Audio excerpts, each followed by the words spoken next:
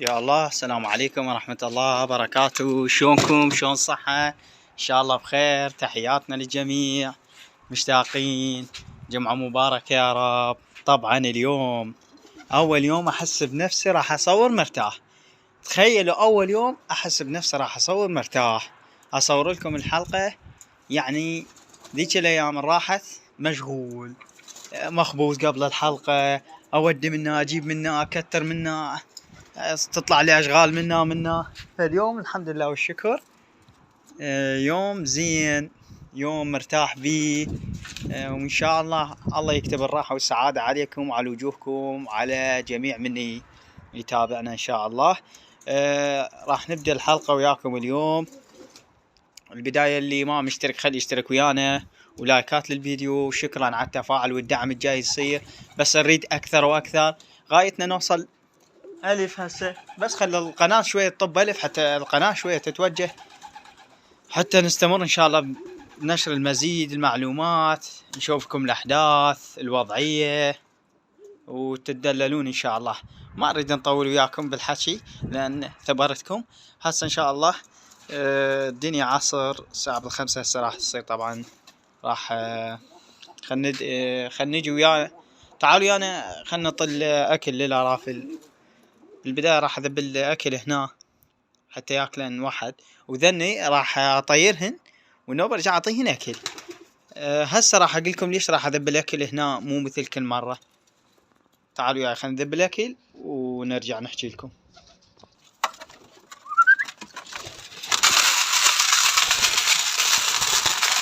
كمية كلش كافية عليهم. طبعا هنا خليت لهم الأكل واحد اثنين، حتى شنو حبايب، شفت الأفراخ شوية بيهم ضعف، الأفراخ ما جاي ياكلن زين. سبب شنو؟ جاي أذب الأكل كله هنا على المعلف البرة، والطيور تجي هاي الأفراخ البرج الثاني ينجمعوا وياهن يقومن ياكلن سوا، فذني ما جاي يشبعن زين. أنا جاي أنطيهن الكمية حاسبهن مالتهن. فايش قمت أسوي؟ قمت يعني أجيب الكمية، نص الكمية أخليها هنا حتى ياكلن براحتهن، وذني كمية أعطيهن نص كمية حتى الأفراخ شوية تشبع زين. لأن مرات طواير يعني ما تشبع زين، يعني ما تحمل أكل هواي ويخلص الأكل. وأنا تدرون بيا أنطيهن وجبة واحدة بس، أنطيهن وجبة واحدة بس، العفو وجبة يعني العصر ووجبة الصبح. فأكو طواير قلت لكم يعني، ومن تجي تاكل الأكل تريد تروح الزرقاء الأفراخ ما تشبع زين. ليش؟ لأن الطيور سوا جايات وناس تاكل على السريع وناس ما يشبعن زين. فما أطول وياكم، أذبلهن هنا أكل أحسن حتى يرتاحن. تدري الطيور كلهن عندهن أفراخ يعني الزاق. هسه عندنا هنا ذبينا أكل. هسه تعالوا ويانا خلينا نطلع، نسد الباب هذه، نطلع هذني حتى نطيرهن شوية نونسكم، ونرجع نعطيهن أكل إن شاء الله. يلا هسه طلعنا هاي الوجبة الثانية، خلنا نطير لكم إياهن. يلا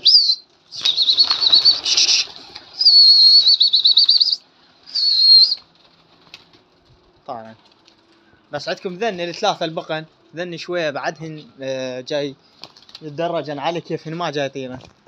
بس يعني وين راحن؟ ها انت لا تظل تصعد وتتقامز، لو تطير لو تبقى بالقفص تروح تنزل للطيور.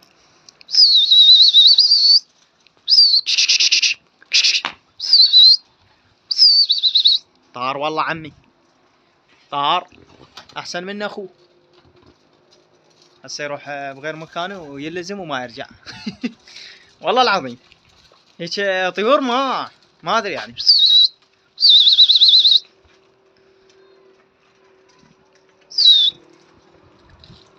تدرون احسن مطيار هسه جاي اشوفه هن ذني، هذا القفص الثاني اللي عازل بيه الافراخ وغير،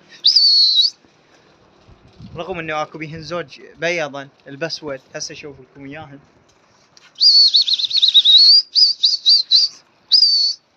نزلن. هاي نزلت الفرخة طبعا. بعد ما يطيرن لو يجي ما ادري من وين، لان يضرب نفسهن جوعانات ويريدن ينزلن. زين بس ذني احسن يطيرن من ذني. انا كنت اطير لكم اياهن يعني فد مرة، يعني فد وجبة اطير لكم اياهن ويطيرن الجوقة كلهن. بس هسه يعني اختلفت الوضعية قدامكم، قمت شو اسوي؟ اظن احبسهن يعني من اليوم والله بديت هاي السالفة. خليهن ياكلن يزقن افراخن، ذني شوية اطيرهن برجع، لان ذني اغلبيتهن افراخ ومخاليف.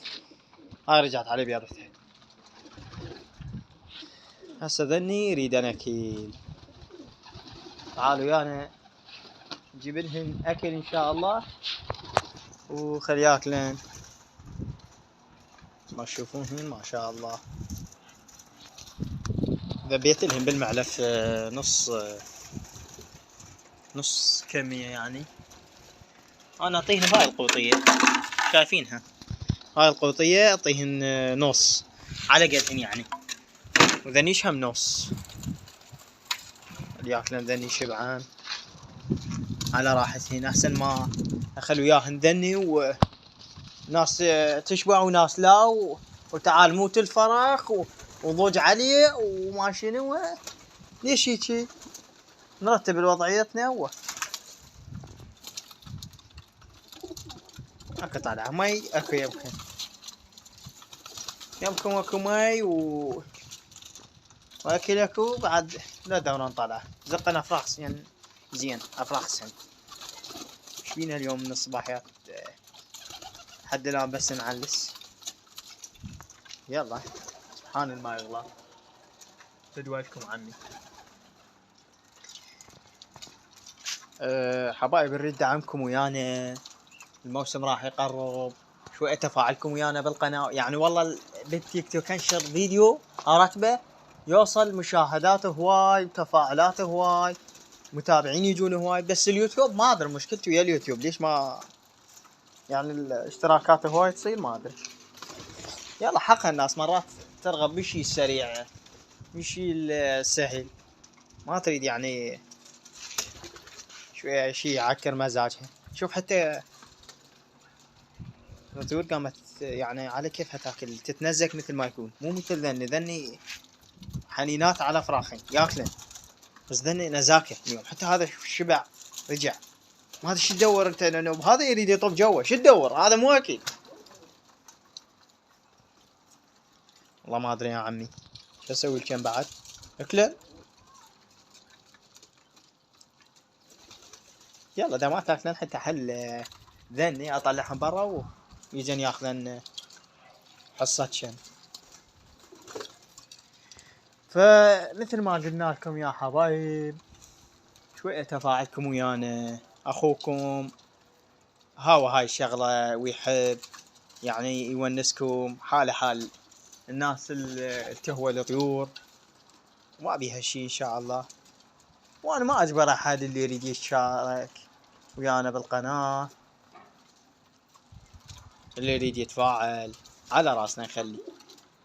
زين ذاك يوم فتحت بث على التيك توك يعني والله العظيم اكو ناس كلش طيبة، ناس يعني محترمين، ناس تعليقاتهم يعني فتشي روعة، يحسسونك يعني العراق بخير. زين يعني هيج ناس شلون ما يحفزونك يعني انه تظل تستمر وتنشر وما ما تحرمهم من محتوى. وانا ما عندي شيء الحمد لله والشكر. كل جمعة جاي اسوي لكم فيديو، والايام الجاية ان شاء الله اذا قرب الموسم يعني احنا من نقول موسم يعني نقول موسم الشتوي، فالواهس يزيد اكثر. نقعد من الصباحيات نطير لكم الطيور، نزيد لكم بالحلقات بالنصايح بالفوائد. ما اريد يا عمي تشوف الفيديو انطي لايك، عجبك انطي لايك، ما عجبك على راحتك عمي وعلى راسنا يخليك. مهم احنا اهم شي الونسة يا خالي، اهم شي الونسة يا خالي. وعندنا يعني فقرة الصيد ما حكينا لكم بيها. الطيور بعدها تاكل وذن يريدن يطلعن، ذن جاي تنزكن. فقرة الصيد همين 3 صدناهن، بس انا تدرون اللي صدتهن واحد احمر. طبعا هذا الاحمر مصيبة، احمر لقيناه يعني يفتر هنا على السطوح ماشين، لزمته قام يعني حشاكم يرد الردود مالته كله دبس، شارب دبس. يمكن هاج من منطقة وعطشان نازل. تدرون هسه موسم هذا وقتنا الناس كلها تنشر دبس على السطوح، فجاي الطير عطشان شارب مي من عباله مي ما شنو، المهم شارب دبس. لزمته بس يرد، قلت خطأ خله انطي علاج، انطيته كبسول مال التهابات. ثاني يوم الصبح جيت نزله بهذا القفص الجوال عندنا، فاخويا قال ميت ما متحمل عم الدبس يدمر. انا جت فتره استمريت على الدبس دمر معدتي. شحال الطير لعب زين. اما البقيه تار لزمته همين. يعني انا طبعا نشرت الفيديو على التيك توك، نشرته على الفيس، يعني كان يمكن يوم الثلاثاء لا يوم الاثنين يمكن هي بهاي الحدود. كان اكو طير هناك واقف على ذاك البيت، ويعني جاي اطلع له الطيور واريده ينزل وما شنو ما نزل. فجأة جاء طير ادحك بالسماء، قالوا لي يابا هذا طير ثاني. قلت لهم خوش يابا وطير. نزل هذا كماشته تار يعني حلو عيون سود. فد شوي نروح احنا وياكم للقفص مال ابن اخويا ويشوف. قلنا انا اخليهن هناك ما عندي مجال لهن تور، يعني اقوم اسبقهن واخليهن وهاي ما عندي مجال. اي والبارحه جيت هنا المغرب كنت بالطوبه العب طوبه، فرجعت حسيت اكو شيء. لقيت باب القفص هنا مفتوح، الطيور كلها طابه، بس الطيور خايفه. متعوده الطيور من تشوف طير غريب تخاف. طبيت هنا لقيته وياه تار رخيت هيك باكستاني. هاي همين هسه فد شوي نشوف لكم اياه.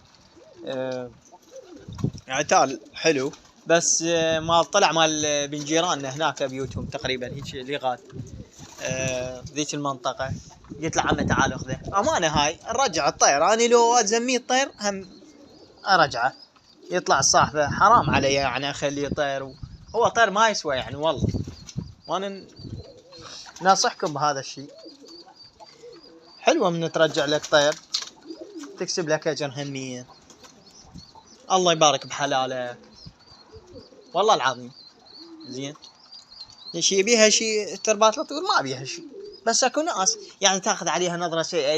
اللي هم كم واحد يعمون علينا، هذا الصاعد فوق السطح ويهوس ويشمر احجار ويتعارك وروح وتعال. هاي عمي احنا ما عندنا هاي السالفه. اسف على الانقطاع، صارت شغله حبايبي. جايبي لي اكل مخبوط يعني شويه هميه، لان الكميه مالته قلت وجبت مخبوط بيهم. مناسبة يعني بعت اكو طير زايد بعته وجبت بمكانهم. عرفوا استغلوها شلون. طير ما عجبك روح بيعه وجيب اكل للطيور، عليش توكل بيه هو ما مستفاد منه. المهم اكو ناس يعني تعم علينا انه انت تجي شاب مرتب. هي الطيور مو عيب، الطيور معروفة عليها هي هواية. انت هذا طير الله خالقه، تستهزئ بخلق الله؟ لا، هو طير حيوان انت تربيه تكسب اجر الله راضي بيها. اذا تشتغل بيها شغلة صحيحة هم الله يبارك لك. بس ما اقول لك انا يعني شغلة تعتمد عليها. هاي اكو ناس لا والله تنجح بيها، ناس توكل خبز من وراها. بس احنا هسه للونسة ما قايل لكم يعني جاي نستفاد منهن وهاي، لا والله للونسة. زين خاف نبيع ونشتري ومرات ونربح لنا كم فلوس عادية، بس ما اقول لكم يعني مصدر معيشي وروح وتعال، لا للونسة احنا جاي نونسكم. المهم دائما الطيور ربوها صحيح، لا تخلون شيء يعم عليكم، لا تجيبوا لكم سالفة ابدا. والله يبارك بيكم بحلالكم. هسه هنا شوي لحينا وياكم هواية طبعا. خلنا نطبقكم هذا القفص، وهذا ماشي في شيء دوه واللي فك لكم هاي الطيور نشوفكم شيني ما شيني الافراق الجوه. يلا طلعن طلعن تحت. اول ما طلعن على الاكل. هجوم متعينة عليك. هذا الشي يدور ما ادري شو تدور ما قلنا انت. شوفكم الاحداث خلت على المي. انا مخلي بيه منشط الصبح خليته. نبدي لكم منين؟ نبدا من فوق. هنا شادنا اليوم. هذا بس لا ميت لا والله بعد عايش. كيف فقس. هاي ابن الحنينة. اغطى بالماء وارجع حتى شوية ياسة تنشف. مثل ما تشوفون حبايب خليته هيجي حتى ما اريد اسحبه ويطلع الدم واكو شرايين مرتبطة بالبيضة هاي ما اذي. بس خليته هيك شوية نقعت هاي بالماء على مود ياخذ راحته شوية وبعدين هو يطلع. الامهات تقوم تطلع بيه ما يختنق ما عليه شي جوزين. راجع نفس مكانه بعد هو وامهاته. اذا ما لقيناه ميت الله كريم. المهم هنا عندكم هذا كبران مثل ما تشوفونه ما شاء الله يعني ابوه وامه مو هيك بس هذا طلع يعني شنو مقبض لونه يعني كلش حلو. هنا ما ادري زرق ما ادري صفار ما ادري مثل ما يقولوا له الشمعي او يعني الذيل مالته شويه مو ابيض خابط. هذا ما يسمونه عفوا اللون قهوائي هيك بس لا بأس بيه طير حلو. اي هنا هذا الطير اللي جاي يفلعه. على كيفك يا معود لا تسوي هيك ما شاء الله تبارك الله. خوش طير. هنا الافراح عندكم جايتي كبار ما شاء الله صلوات على محمد. ولو يمكن راح تلف من هون بس يلا. هنا شيني ماشيني خلي اشوف اكو بيضة هاي شوفوا ترى ما جاي اقدر اتقرب والله عمي. والله عمي زين بايضة خلي اشوف بيضتها كمان نفس كل مرة. يمكن نفس كل مرة. هاي البيضة الفازة ما ادري ايش بيها. يلا يا بعدين تبين. شو نسوي هاي كل ما انا زرق جواها ابيض والله بس والله حلوة. هاي العسلية عندكم ما شاء الله تبارك الله. العسلية بيضت ان شاء الله تفقس ويطلعن عسليات. ما لقيت لها فحل التجأت طبقتها على باصفر قالوا لي حتى الذب باصفر. عندكم هنا الزغاليل عم تكبر مثل ما تشوفوهن. الزغاليل جاي تكبر ما شاء الله تبارك الله. الله يرزق الجميع. وهنا همين جاي تكبر ذني عيونكم عمي الألايج. وهذا هذا اللي عندنا بهذا القفص. هاي لازم نتحرش بيها دير باش على الفريش يا معودة.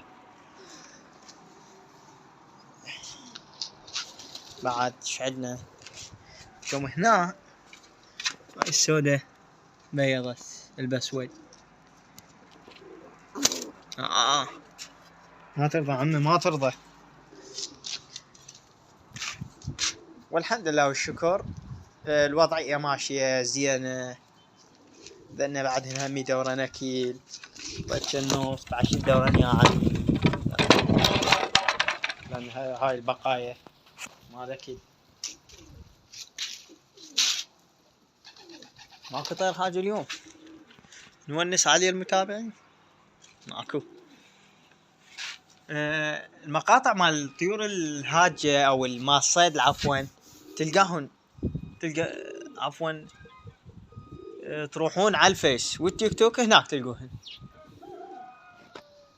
مقاطع انشرهن يعني مقاطع مرتبة وحلوة وتونس همين. على الفيس موجودة الصفحة مالتنا صفحة عشق الرافل.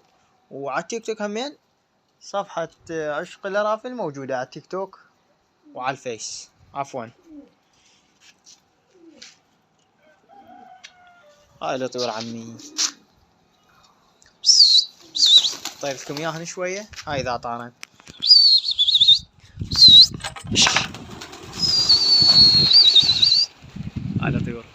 نصها طارت والنص الثاني عند كطيور تريد تبيض همين ما جاي تبيض.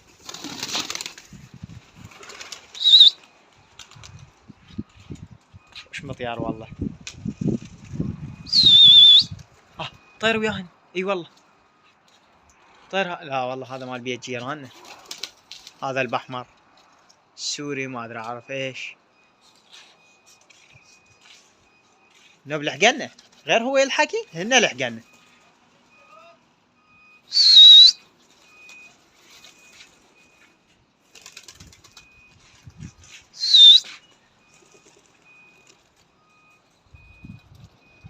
خاف يطلع هذا هاج يا عمي. احنا ما نكيف بس ذولي عندنا بيت عمي هم يعني عندهم من هاي الطيور احتمال يعني مالتهم.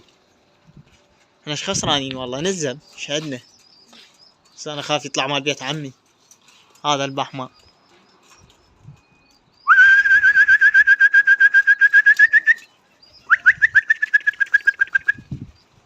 استحكي على قوة والله يمكن مو مالتهم.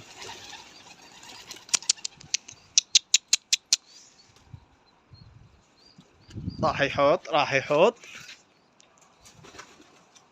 وين راح يا الكعبة. يمكن رجع المكان. ذاك هو نزل هناك فوق ذاك البيت. اي مالتهم عبالي والله هاي قلنا نونسكم عادي.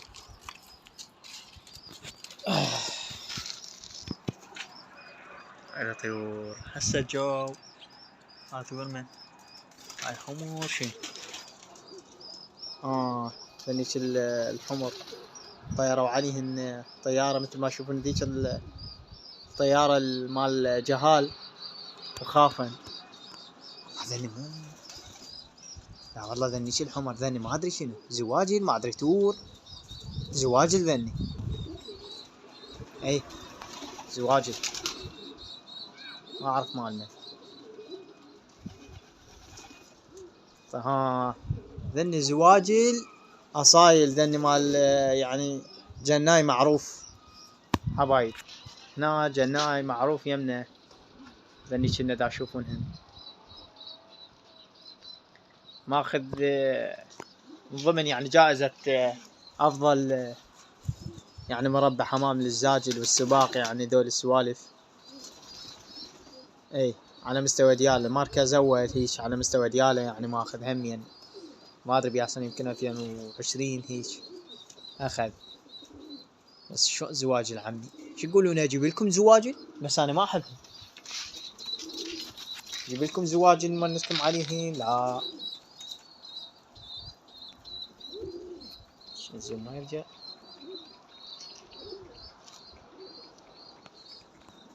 زواجل انا ما احبهم. خوش يطيران والله عمي قواي ما بعرض الزاجل ولا يلزم. نشوف. المهم يا حبايبي هاي شوفناكم احداث حلقة اليوم. طبعا انا من اليوم من الصباحيات جاي اكنس بالمكان كان شوي وسخ حشاكم نظفته وكملته. وهاي اللي عندنا مثل ما شوفناكم هذا حلالنا المتواضع. وان شاء الله لا تنسون اللايك بالفيديو والاشتراك بالقناة وتدللون وانا خادمكم. اي شيء تحتاجونه سؤال استفسار خادم عمي. هسه نوديكم نشوفكم راح نشوفكم فقرة الصيد الطيور اللي صدناها ومن هناك نختمها وياكم ان شاء الله. يلا حبايب تعالوا. ذن حبايب اللي زمتهن هذا التار او العيون السود وذاك الغرابي صاحبه قال راح اجي اخذ المغرب ان شاء الله. هذا شيء يسوى له 1000 دينار بس والله حل الغرابي تورا انا همين احبهن بس يعني خلصت رغبتي منهن ما ادري ليش. وعنده هاي التور هذا التار عنده جاب تور يعني جدد ذني يمكن الزاويج قال اريد اربي تور ورافل. قلت له عمي ربي، احنا قبل كنا نربي تور ورافل. وذني الافراخ مالته، واحد مريض واحد جاي كبار. وهذا اللي عندنا. هذني الزوج فقرة صيد الاسبوع، والاحمر مات. ولهنا نختمها وياكم. لا تنسون اللايك للفيديو والاشتراك بالقناة، ومع تحياتنا انتظرونا بحلقة قادمة ان شاء الله. مع تحياتي والسلام عليكم ورحمة الله.